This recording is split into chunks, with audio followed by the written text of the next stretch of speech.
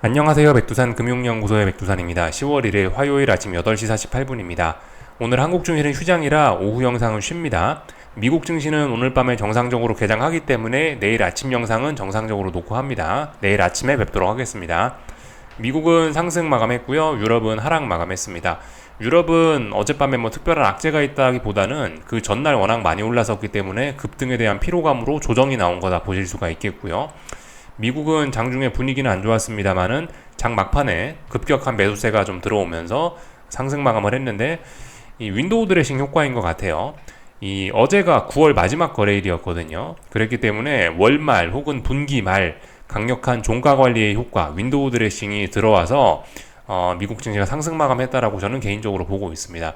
특별히 미국 증시가 상승할 만한 그런 이슈는 없었다라고 보는데 하여튼 종가 관리 효과가 좀 들어오지 않았나 싶어요. 그래서 일단 10월달이 시작이 됐죠. 미국과 유럽 증시는 어젯밤에도 어쨌든 의미 있는 매도세를 확인하지는 않았습니다. 한국 증시, 일본 증시는 강력한 하락을 맞으면서 이제 나 전환하겠어, 단기 고점 확인했다, 이런 모습들을 어제 보여줬지만은 미국과 유럽 증시는 아직도 짱짱합니다.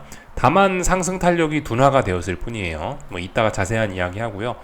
분위기가 그만큼 좋습니다. 지금 이제 드디어 어젯밤 익스트림 그리드까지 올라왔어요. 매우 탐욕까지 올라왔다 이겁니다. 그 약간 후행적인 지표라 말씀드렸죠, 그죠? 이미 그리드에 올라와 있었는데 아마 시간 문제일 거다. 익스트림 그리드까지 올라오는데 이런 이야기를 드렸고, 하여튼 드디어 익스트림 그리드까지 올라왔습니다. 보통 9월달이 성과가 가장 안 좋은, 계절적으로 가장 9월달이 성과가 안 좋은 달이라 그러는데 모두의 우려에도 불구하고 9월달 주식시장 흐름이 별로 나쁘진 않았습니다. 근데 그렇게 하다 보니까 벌써 익스트림 그리드 아주 탐욕적인 구간까지 올라왔고, 이런 것은 10월 증시 흐름에 오히려 좀 부담이 되지 않을까 싶습니다. 다 봤고요. 어젯밤에 있었던 내용들 좀 몇 가지만 살펴보자면은 중요한 발언이 있었습니다. 파월 발언이요. 50bp 인하를 안 하겠다, 피컷 신호를 안 줬다라고 합니다. 이게 시장에 좀 잔잔하게 좀 악영향을 미치지 않았나 싶어요. 내용을 좀 보겠습니다. 어떤 발언들이 있었냐면요. 일단은 그 미국 경제에 대한 자신감을 보여줬습니다. 미국 경제에 대해서는 전반적으로 견조하다 라고 했고, 노동시장에 대해서는 이전에 과열해서 식었지만 견조하다라 했습니다. 노동시장에 관련된 인식, 이게 맞는 거예요. 이거 잘 생각해 보셔야 됩니다. 노동시장이 지금까지 너무 좋았던 거예요. 지금까지 좋았던 게 이상하게 너무 좋았던 과열된 상태였던 거고, 지금 조금 둔화된 거는 이 고용시장의 침체로 가는 게 아니고 지난번이 너무 뜨거웠기 때문에 지금 이제 정상으로 돌아오는 정상화 과정으로 보는 게 아직까지는 정석적인 관점이라는 겁니다. 그래서 일단 미국 경제에 대한 자신감을 막 어필했고요. 미국 경제에 대한 자신감 어필은 뭐죠? 50pp나 안 해도 돼 라는 그런 자신감을 일단 밑바탕에 까는 겁니다. 그리고 대놓고 이야기했죠. 점도표에 관련해서 이것은 금리를 빠르게 인하하기 위해 서두르는 것처럼 느끼는 위원회가 아니다라고 이렇게 이야기를 했다고 합니다. 대놓고 50bp 인하 안 할 거야 라고, 25bp 인하 할 거야 라고 이렇게 발언을 했습니다. 그로 인해서 어떻게 됐냐? 50bp 인하 확률이 53%에서 저 발언 이후에 37%까지 급락을 했습니다. 채권과 외환시장의 반응은 어땠을까요? 채권 하락, 달러 강세 나타났겠죠. 채권 하락은 뭐죠? 금리 상승, 달러 상승, 이렇게 생각하시면 됩니다. 그런 반응들이 나타났다. 주식시장에도 살짝 안 좋은 소식이라고 생각은 되는데요. 일단 주식시장은 윈도우 드레싱 효과로 인해서 일단 상승 마감했다. 미국 주식은요. 이렇게 보실 수가 있겠습니다. 몇 가지 좀 내용을 좀 더 보자면요. 항만 노조 파업 우려, 이런 게 있다고 합니다. 금리 인하는 장기 과정이다. 항만 노조 파업 우려, 이런 것도 채권 약세, 금리 상승의 한 요인이 좀 될 수가 있겠죠. 하여튼 지금 좀 생각을 해보셔야 되는 게, 분명히 이제 금리 인하기가 되긴 됐어요. 이제 금리 인하가 대세가 되긴 됐는데, 예전과 좀 다른 게, 분명히 인플레이션과의 싸움도 이겼죠, 그죠? 이겼으니까 금리 인하를 하는 게 맞아요. 근데 예전과 좀 다르게 아직도 옐런 재무장관이 선거 때까지 돈을 공격적으로 지금 계속해서 풀려고 하고 있고, 중국의 부양책도 좀 그래요. 중국의 부양책도 GDP의 3%에 가깝다고 합니다. 부양책 규모가요. 굉장히 크죠. 중국이 부양책을 쓰면 또다시 물가가 살아날 그런 우려가 있어요. 벌써 원자재가 들썩거리고 있긴 하거든요. 구리 가격 이런 거. 중국이 부양책을 쓰니까요. 그래서 어쨌든 인플레이션에 대한 싸움 결과는 분명히 이긴 게 맞습니다. 인플레이션을 이겼다. 라고 이야기할 수 있긴 있는데, 근데 잔불 정리가 좀 필요한 시점이 아닌가라는 생각이 좀 들어요. 그러니까 분명히 싸움에서 이긴 건 맞거든요. 이긴 건 맞는데 다시 살아날 수 있어 라는 그런 가능성은 좀 경계를 해야 되는 시점이 아닌가 싶고, 그런 점들 때문에 장기 채권의 성과가 조금 안 좋은 게 아닌가라는 생각이 듭니다. 그렇기 때문에 장기 금리가 확 떨어지는 게 아니고 장기 금리가 최근에 찔끔찔끔 떨어지는 이런 모습을 보이는 게 아닌가 싶습니다. 그래서 뭐 말씀드렸다시피 채권의 어떤 뭐 채권의 대세 상승 뭐 이런 거를 생각하는 게 맞긴 맞다라고 보는데, 눌림시 매수라고 말씀은 드리는데, 그 이번 같은 경우는 지금 채권의 반등 탄력이 좀 떨어지고 있거든요. 그래서 채권 투자하시는 분들 타이밍을 좀 잘 잡아야 되지 않을까라는 생각이 좀 듭니다. 아무튼 그래서 인플레이션에 대한 뭐 그런 우려가 약간은 그 뭐 항만노조 파업 이런 것도 인플레이션을 가속화시킬 수 있는 요인이죠. 뭐 이런저런 요인들로 인해서 하여튼 장기 채권에 관련된 부분은 어쨌든 매수를 하긴 하는데, 그 눌림시 매수가 맞긴 맞는데 조정이 좀 더 길어지는 거 아니야? 이런 생각도 살짝은 좀 해봐야 될 것 같긴 합니다. 뭐 라가르드는 인플레 2% 확신한다라는 그런 발언을 하고 있고요. 10월 중에 추가 금리 인하한다라는 발언을 했는데 시장에 특별한 영향을 미치지 못했고, 넘어가겠습니다. 금 가격이 좀 떨어졌습니다. 왜냐? 50bp 인하, 금리 인하 기대감을 가지고 금값이 계속 올라왔던 건데요. 근데 이제 50bp 인하 기대감이 떨어졌으니까 금 가격이 좀 떨어지고 있습니다. 금 투자하셨던 분들은 슬슬 현금 비중 확보하시는 게 맞지 않겠나 싶습니다. 달러 강세라고 되어 있죠. 50bp 인하 기대감이 떨어졌기 때문에, 50bp 인하 기대감이 후퇴했기 때문에 달러 강세가 나타났습니다. 이 부분은 이따가 좀 더 자세히 보고요. 뭐 나머지는 특별한 거 없었던 것 같습니다. 그래서 전반적인 내용들 다 봤고요. 주식시장 내용을 이제 좀 자세하게 좀 볼까 합니다.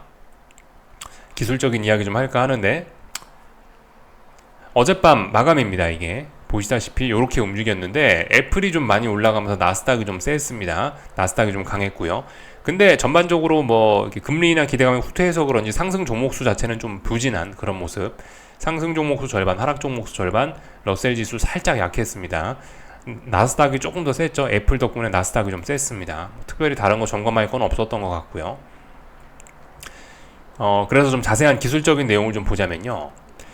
이 나스닥 일봉부터 볼게요. 나스닥 일봉인데 보시다시피 빠지다가 올라왔습니다. 빠지다가, 이것은 지난번에 이런 강력했던 단기 매수세가 매우 강했기 때문에 아래 꼬리 달고 이렇게 훅 올라온 거죠. 그래서 아직까지 빠지겠다는 의지가 보입니까? 안 보이는 겁니다. 잘 올라가고 있는 겁니다. 다만 상승 탄력이 둔화됐다. 얼마 정도? 한 3, 4거래일 정도 상승 탄력이 둔화되고 있다 라는 것을 우리가 확인을 할 수 있습니다. 나스닥은 이렇게 올라가는 추세선이 하나 보이시죠? 이 추세선이 저항인데, 저항 부근에 어떤 영향을 좀 받고 있는 것으로 일단 보이긴 합니다. 그렇지만 아래쪽으로 공격적으로 가겠다라는 신호는 없다 이겁니다. 말씀을 드렸지만은 지금 어쨌든 계속 중요한 자리긴 하다고요. 삼각 수렴형이잖아요. 대충 봐도 삼각 수렴형을 위쪽으로 극복을 했었었는데, 극복한 지 얼마 안 돼서 여기서 꺾여버리면은 이거는 극복한 게 아니라고요. 그죠? 위험해질 수 있습니다. 이거 한국 증시가 어제 한국 증시 설명드리면서 말씀드렸던 부분인데, 나스닥에도 공통적으로 해당되는 부분이라 한번 강조 말씀을 좀 드렸고요. 분봉을 좀 자세히 봐야 될 것 같은데, 아직까지도 이 횡보만 하고 있습니다. 횡보. 의미 있는 매도세가 보이지 않습니다.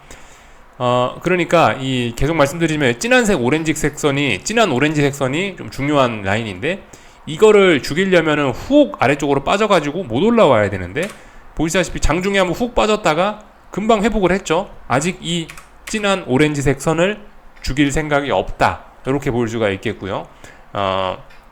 다만 그렇다고 위쪽으로 막 계속 탄력적으로 올라가냐, 아직 그것도 아닌 것 같습니다. 지금은 이 위쪽에서 올라오는 위쪽에 있는 이런 단기 저항으로 인해서 위쪽으로 상승도 일단 아직까지는 살짝 제한적. 그래서 지금 횡보를 하고 있습니다. 오늘 밤에 제조업 PMI 지표가 발표되거든요. 그 지표에 따라서 지금 이제 에너지가 쌓여 있는 거죠. 이 에너지가 어디론가 터져 나오겠죠. 위로 가거나 아래로 가거나 하여튼 어디론가 가긴 갈 겁니다. 그래서 지금 일단 횡보하고 있다. 아직까지 의미 있는 매도세는 나오지 않고 있고, 지난번에 아래쪽에서 올라오던 강력한 힘이 영향을 미치고 있으니까 일단은 주식시장은 위로 더 올라가겠다라고 보는 게 맞겠습니다. 미국 주식은 그렇습니다. 한국과 일본은 어제 전환이 됐을지 몰라도 미국 주식은 아직 강하다. 이 점은 S&P 지수에도 마찬가지입니다. S&P 지수도 진한 오렌지색 선이 중요하다라 말씀드렸는데 아래쪽으로 깰 생각은 없어 보인다. 그렇다면 일단은 위쪽으로 계속 봐주고 올라가긴 올라가는데 상승 탄력 매우 둔화, 에너지가 매우 모여있고 오늘 밤에 지표에 따라서 위로든 아래로든 크게 움직일 수 있기 때문에 하락 전환을 염두를 해두고 경계를 해야 되는 그런 시점입니다. 마냥 마음이 편해서는 안 돼요. 하락 전환도 될 수 있어 라는 생각을 가지고 있어야 되기 때문에 지금 자리는 뭐다? 아래쪽에서 주식 사셨던 분들이 어느 정도 현금 비중은 확보하는 게 이제 적당한 그런 자리가 되는 거죠. 어떻게 될지 모르는 그런 자리인 겁니다. 그래서 이런저런 내용들을 좀 봤고요. 아직도 어쨌든 경계는 해야 돼요. 시장이 강하지만은 상승 탄력이 매우 둔화가 되어 있고 에너지가 막 밀집이 되어 있기 때문에 주의를 해야 되는 그런 자리입니다. 뭐 S&P 지수인데요. 신고가 랠리 중이고 위쪽으로 상승 목표치가 한참 많이 남았기 때문에 뭐 괜찮을 수 있긴 있는데 주의는 해야 됩니다. 평상시처럼 마음 그냥 편안하게 놓고 봐서는 안 된다고요. 하락 전환의 가능성을 하락 전환이 좀 임박했을 수도 있다라는 가능성을 두고 좀 경계 근무를 설 시간 정도가 되겠습니다. 그러나 뭐 말씀드리고 있죠. 이 미리 하락 전환을 할 거다라고 예상을 해갖고 아직 매도세가 안 나왔다라 말씀드렸죠. 여기서 매도세가 나오지도 않았는데 여기서 막 매도 진입을 여기서 아래쪽으로 하방 진입을 하는 것보다는 근데 이제 저의 경험상은 그런 것 같다고요.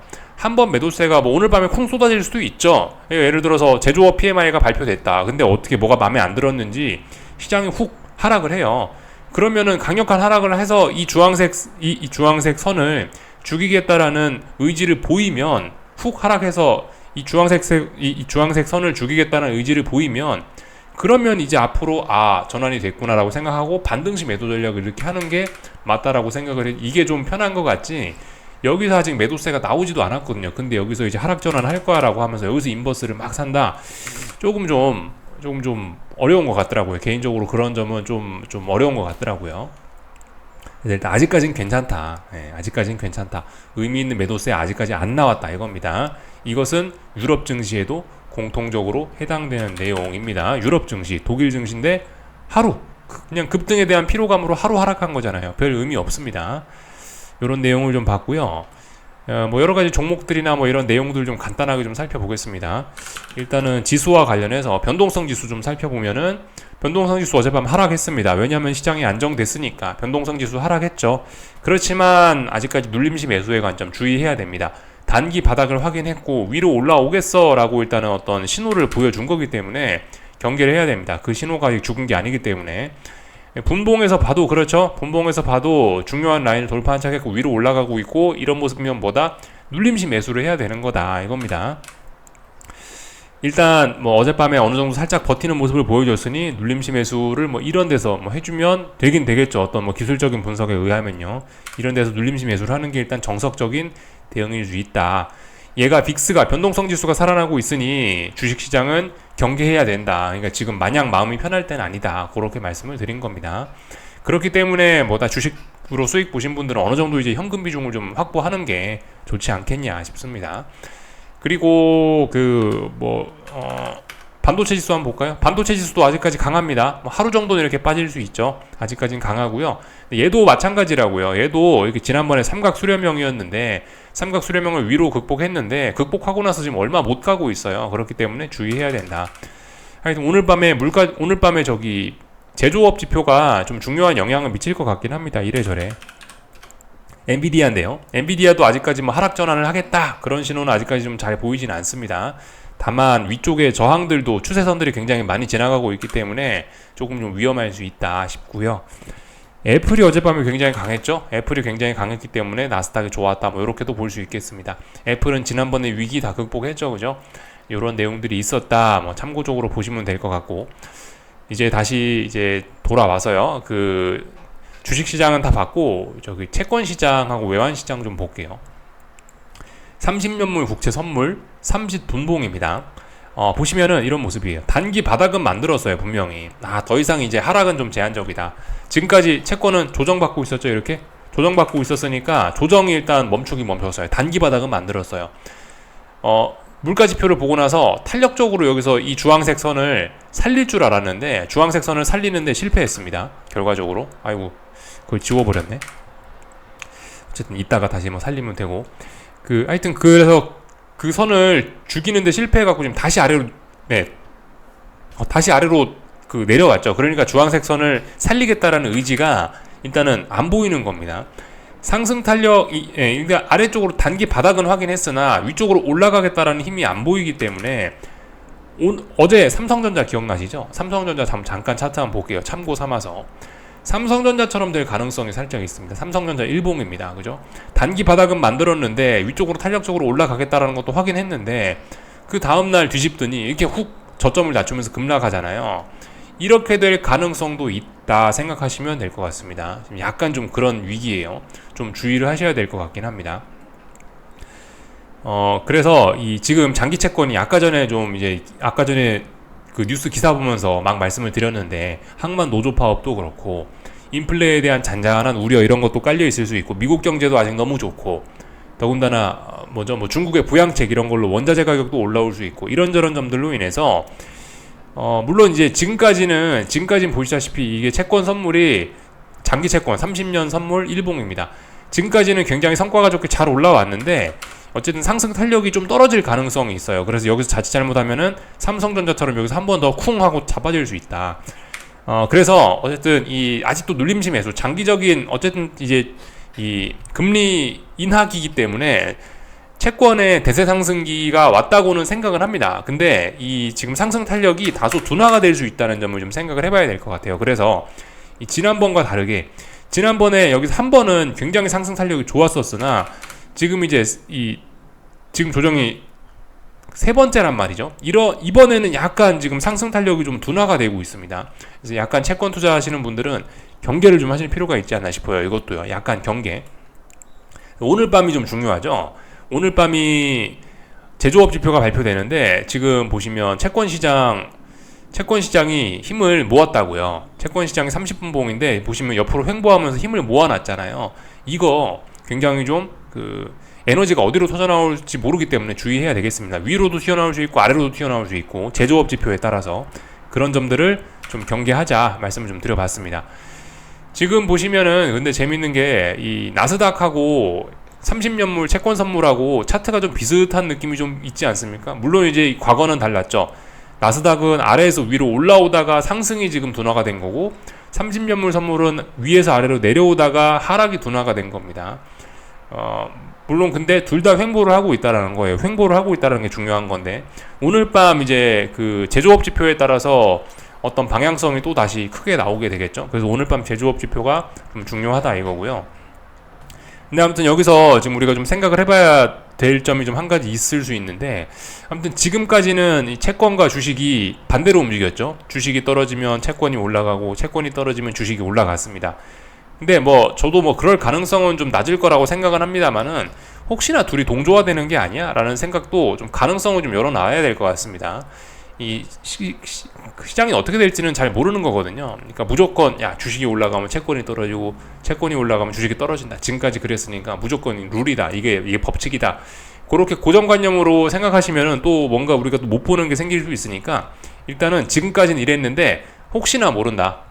일단 우리의 어떤 그 고정관념을 일단 좀 약간 좀 누그러뜨리는 쪽으로 일단 그런 식으로 좀 생각을 해봐야 될 필요는 있을 것 같아요. 혹시나 둘 다 이제 같이 가는 거 아니야? 둘 다 손잡고 아래쪽으로 간다든가 손잡고 위로 간다든가 이런 독특한 일들이 생길 수도 있으니 그런 가능성 정도 좀 열어두자. 현실적으로는 어려울 것 같긴 합니다. 왜냐하면 제조업 지표가 좋게 나온다. 주식시장에 좋은 내용이죠. 그러면 채권이 떨어지겠죠. 왜냐하면 미국 경제가 좋은 거니까 금리가 올라가는 게 맞잖아요. 그럼 채권 떨어질 테니까. 제조업 지표 좋으면 아무래도 그죠? 주식이 올라가고 채권이 떨어질 거야. 당연히 이렇게 생각할 수 있는데 근데 아무튼 세상 일은 어떻게 될지 모르니까 고정관념일 수도 있으니까 일단은 머릿속에 그 사고방식을 좀 유연하게 해놓을 필요는 있을 것 같아서 이런 말씀을 좀 드립니다. 다 봤고요. 그 외환시장도 굉장히 혼조합니다. 옆으로 오랫동안 횡보를 하고 있습니다. 얘도 오늘 밤 제조업 지표에 따라서 위아래로 방향성이 좀 갈릴 겁니다. 굉장히 혼조한 그런 상황입니다. 약간 모멘텀을 좀 잃긴 잃은 것 같아요. 그러니까 유로화 상승, 유로화 강세, 달러화 약세 지금 이런 힘을 가지고 계속 움직였는데 근데 파월 의장이 50pp 이나 안 하겠다라고 어제 발언을 하지 않았습니까? 그로 인해서 지금 약간 주춤해진 것 같아요. 야, 이거 유로화 강세, 달러화 약세 추세적으로 진행하는 게 맞을까? 라고 하면서 이제 살짝 고민을 하는 것 같아요. 그러면서 지금 이제 제조업 지표를 확인하는 그날 밤까지 왔습니다. 어떻게 될지 좀 일단 지켜봐야 될 것 같습니다. 달러화 약세, 무조건 추세적으로 간다라고 확신도 하기 좀 어려운, 좀 굉장히 답답한 그런 상황이 됐습니다. 물론 이렇게 아래쪽에서 올라오는 상승세는 만만치 않긴 하는데요. 또 어쨌든 위쪽으로 일단 위쪽으로 잘 못 올라가고 있으니까, 달러 약세가 아래쪽으로 잘 진행이 안 되고 있으니까, 하여튼 좀 계속해서 외환 시장은 혼조합니다. 좀 고민을 계속해서 좀 해볼 필요가 있는 것 같아요. 파월 의장이 50bp나 안 하겠다라는 발언으로 인해서 달러 약세가 계속 가기도 조금 좀 애매해진 좀 그런 느낌이 좀 생긴 것 같습니다. 다 봤고요. 구리 가격 잘 올라가고 있는데 어젯밤 살짝 하락하긴 했습니다. 의미 있는 매도세는 아닙니다. 보시다시피 추세가 워낙 좋았기 때문에 의미 있는 매도세는 아니에요. 보시다시피 이렇게 잘 올라가고 있는 건 분봉입니다. 아직까지 의미 있는 지지선을 깬 것도 아니다. 조심해야 되겠습니다. 네. 그렇기 때문에 하방 베팅 이런 거 생각하시면 아직까지 좀 곤란하실 수 있겠습니다. 아직까지는 상승 중 눌림. 중국 증시가 엄청나게 많이 오르고 있지 않습니까? 그죠? 중국 증시가. 이런 거 보면서 이제 보통 우리가 이제 주식 투자하시는 분들이면 약간 어떤 이런 데서 하방 베팅을 해서 꼭지점을 잡고 싶은 생각들이 많이 드실 수 있는데 주의를 좀 하셔야 되겠습니다. 이런 거 고점 잡겠다고 하시다가 훅 가는 경우가 굉장히 많죠. 지금 유명한 헤지 펀드들도 이 고점을 잡아보겠다, 중국 증시 오버슈팅은 말도 안 된다라고 하면서 공매도를 막 쳤다가 무지하게 손실을 보고 있다라는 소식이 뉴스 기사로도 나오긴 하더라고요. 구리 가격도 지금 이제 슬슬 떨어질 때 되지 않았냐, 막 그런 식으로 베팅이 들어갈 수 있는데, 어쨌든 이런 것들 좀 주의를 하셔야 되겠습니다. 우리는 어떤 추세적인 그런 걸 먹으려고 하는 거지 고점을 잡는 게임을 하는 것이 아니다. 이런 마인드가 좀 필요할 것 같습니다. 그래서 고점 잡으려고 하지 말자, 이런 이야기를 좀 강조 말씀드리고 싶었고요. 국제유가는 지정학적 리스크 심화에도 불구하고 계속해서 좀 하락을 하고 있습니다. 물론 얘도 횡보예요. 얘도 보시다시피 아래쪽으로 좀 덜 빠지고 위로도 못 올라가고 횡보를 하고 있습니다만은, 하여튼 근데 전반적으로 위에서 내려오는 이 매도세가 더 강한 그런 상황입니다.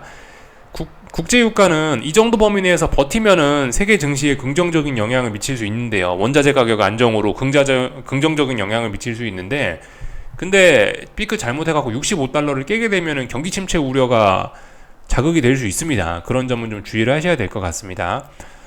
아직은 괜찮아요. 아직은 국제유가 이 정도 범위 내에서 거래되는 건 매우 괜찮으나 65달러 붕괴는 큰일 날 수 있다. 65달러 붕괴되면 주식시장에도 오히려 악영향을 미칠 수 있다 생각하셔야 되겠고요. 참고적으로 아래에서 올라오는 추세선이 있습니다. 이 추세선이 어떤 지금 지지력으로 의미가 있는데, 지지력이 있긴 있는데 이 자리가 붕괴되면 65달러까지 갈 수 있고, 이번에 65달러 가면 65달러 붕괴된다는 의미이기 때문에 국제유가 주의해야 될 때다 생각하시면 되겠습니다. 금값은 금리나 기대감 후퇴로 인해서 하락 마감을 했는데, 금 투자하셨던 분들 현금 비중 확보가 좀 필요한 시점인 것 같습니다. 어떤 전환의 신호, 어떤 고점을 좀 확인을 했거든요. 그렇기 때문에 아래쪽으로 좀 꺾이겠다라는 그런 의도가 좀 보여서 얘는 좀 주의를 하셔야 될 것 같습니다. 현금 비중 확보 조금 하셔야 될 것 같아요. 금 투자하셨던 분들 슬슬 조금 현금 비중 확보하시면서 금 비중 축소하시는 게 정석적인 전략이지 않을까 싶습니다. 금리 인하 기대감으로 먹고 살았던 금인데, 금리 인하 기대감이 어젯밤에 훼손됐으니까요. 여기까지 하겠습니다. 즐거운 시간들 보내시고 내일 아침에 뵙겠습니다. 여기서 마치겠습니다.